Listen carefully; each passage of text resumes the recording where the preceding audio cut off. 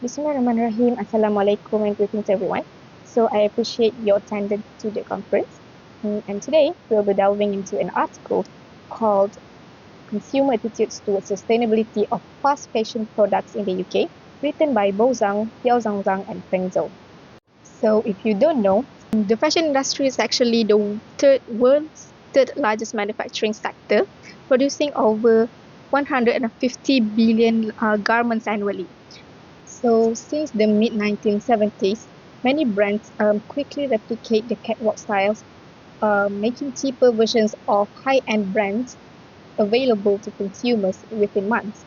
So this democratization of fashion made previously exclusive styles accessible to everyone, but also led to a significant environmental impact.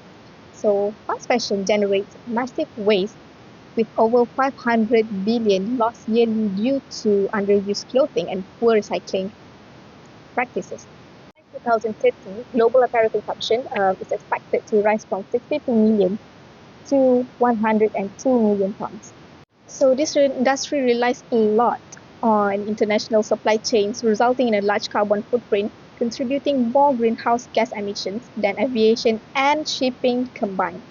So overall, the fast fashion industry accounts for 10% of global carbon dioxide emissions and 20% of global waste driven by the production and disposal of textiles, chemicals, and dyes, which worsen the environmental damage and climate change.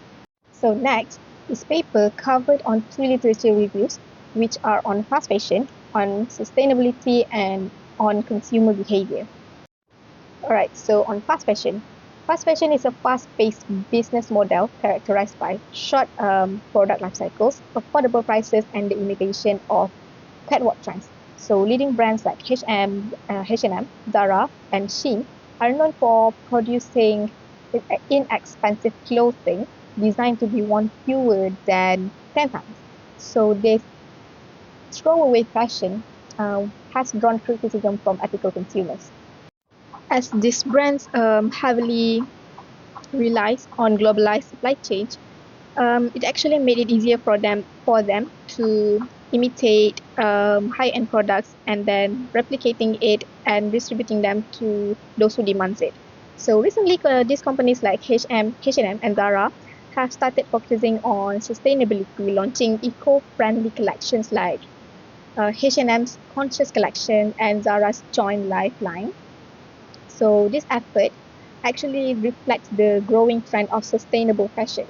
But despite these initiatives, the low prices of fast fashion still continue to drive overconsumption.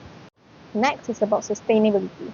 So sustainability is a key issue in the 21st century, was first defined in the 1987 by Brundtland as meeting current needs without compromising the needs of future generations.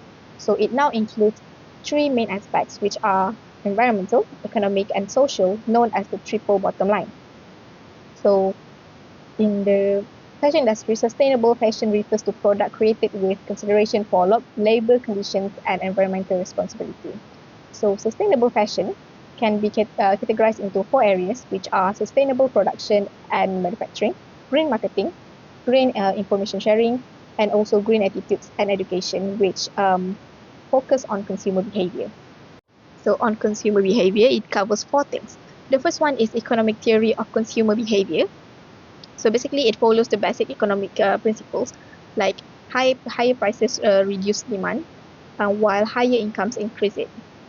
As awareness of environmental issues grows, consumers are increasingly choosing sustainable fashion. So perhaps it will increase the demands in the future fashion, in the sustainable fashion. Next is on psychological theory of consumer behavior.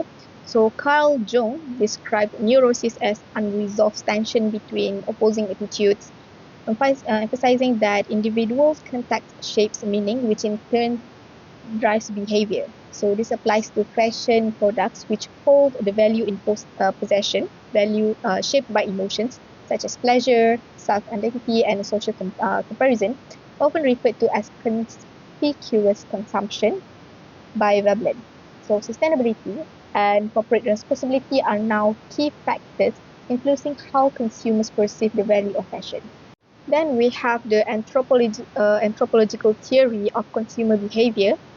Like this theory says that the slow evolution of culture reflects how societies understand status over time. So sustainability only became a major concern in the 20th century as long-term challenges to human civilization emerged. And then, since then, consumer preferences have gradually adapted to embrace environmentalism, a trend that is expected to grow stronger as natural resources become increasingly scarce. And the last one, which is the marketing theory of consumer behavior, it basically combines the three things previously mentioned and states how it actually affects consumer behavior. So this study focuses on individual influences, particularly attitude alongside motivation and perception. Attitude reflects a person's lasting evaluation of an object, event, or product, which can significantly shape behavior.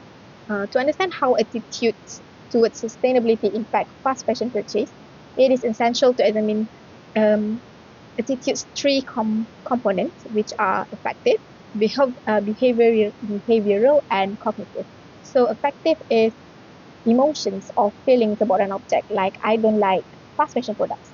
And behavioral is about how attitudes influences action, like I will not one state I will not buy fast fashion products. And about cognitive is like the beliefs or knowledge about an object, like I believe that fast fashion is not sustainable.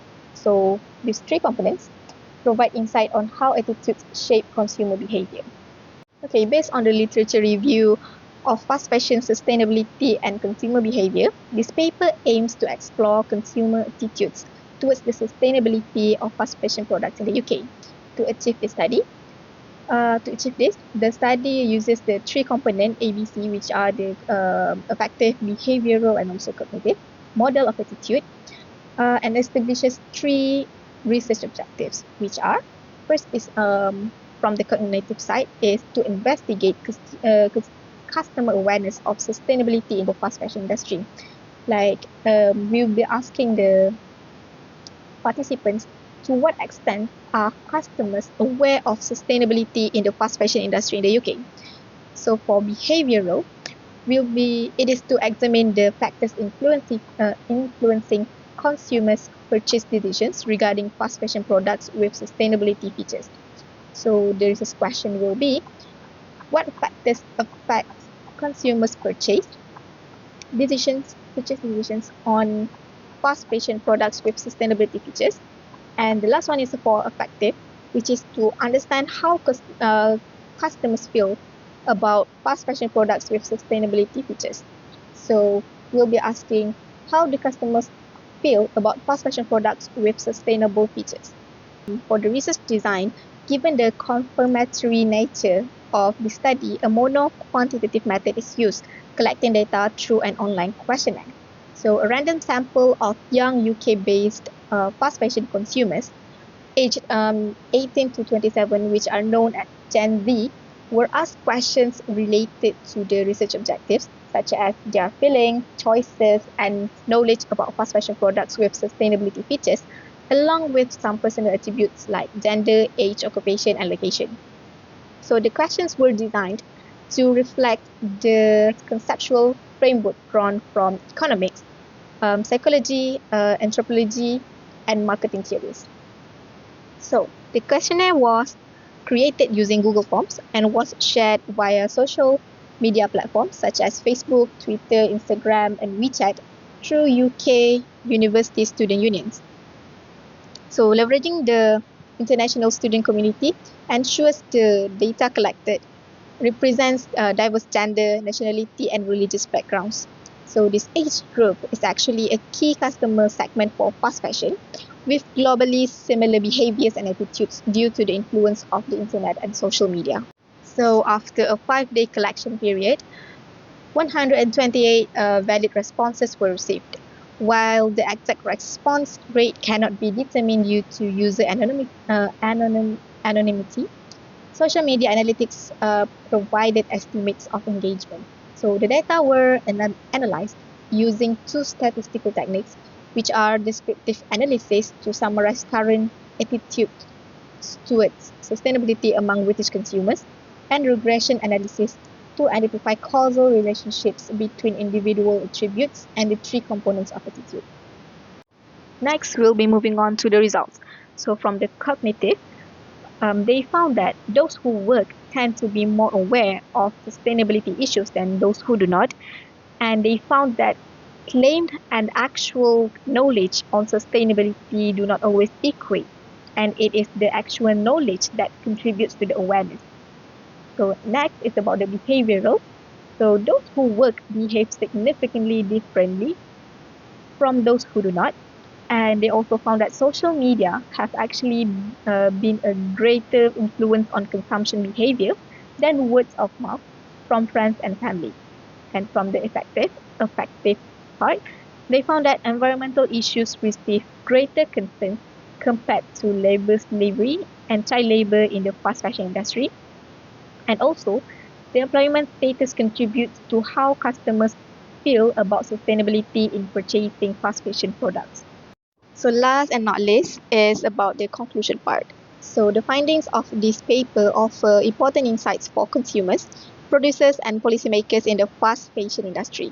For consumers, there is a tendency to overestimate their knowledge of sustainability due to overconfidence, leading to inflated attitudes. So to avoid being misled by false advertising, consumers should continually update their knowledge. And for producers, the female working class demographic in the UK, a key segment of the fast fashion market, shows limited sensitivity to sustainability features. Overemphasizing sustainability in marketing may risk losing market share. So producers should carefully balance their strategies. For policymakers, while public awareness of sustainability is high, it does not always translate into sustainable purchasing behavior. Therefore, policies such as taxes and subsidies are needed to incentivize a more sustainable fast fashion industry in the long term. So that is all that I can share about the paper. Thank you for your attention, and I hope that you get something from this paper that I have just shared with you. So that's all for today. Thank you all.